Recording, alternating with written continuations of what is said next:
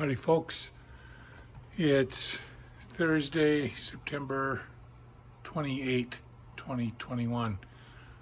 It's about 11:45 in the morning. So this is the framework of our cabinet, and I showed you this in my previous video, which was probably a couple days ago, where I had pointed out how tight we were here. So a couple of things I want to show you is the piece that I have along the fireplace, and you can see that that's actually a piece of plywood, birch, but I have to what they call scribe it so that it sort of, as close as I can, follows the contour of the rocks. So I did that. The other thing I did is this wall here against the garage, that wall, and there's the corner. This wall is not square against this cabinet. You can see here it's off. If you put it back here, the square against the outside wall, you can see just how pronounced it is. So I want to put a countertop on here, but I don't want to have a big gap all along here. So what I did is I made a pattern this morning. I took a piece of MDF, it used to be shelving in the old house, and I cut it to the size of the cabinet top, which is 24 3/4.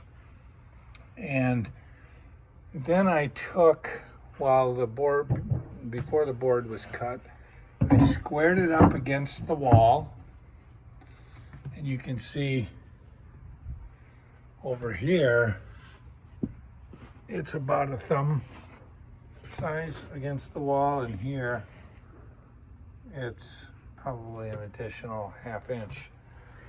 So what I did in order to follow the contour of the wall versus this depth is I took a protractor. One of our girls probably used it in school at one point or another.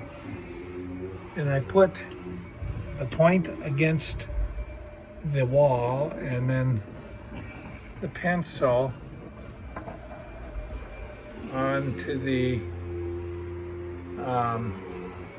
board, and I ran it all the way down. Then I took it downstairs and I figured roughly the angle that I would have to cut on here, and I rounded the corner a little bit because that's how this is. When Ed, the drywaller, put in his mud for the wall and the taping, I think he loaded up a little bit there. So when I got all done, you can see I've got a nice tight fit all the way. Here's my square. I'll put it against the wall, and you see I'm tight there and tight there.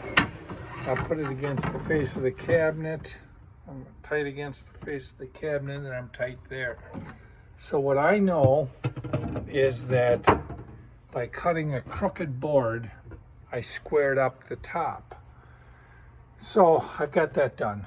The next thing I'm going to have to do is I will take this board downstairs as my pattern and put it on my countertop and cut the countertop at an angle that replicates this angle.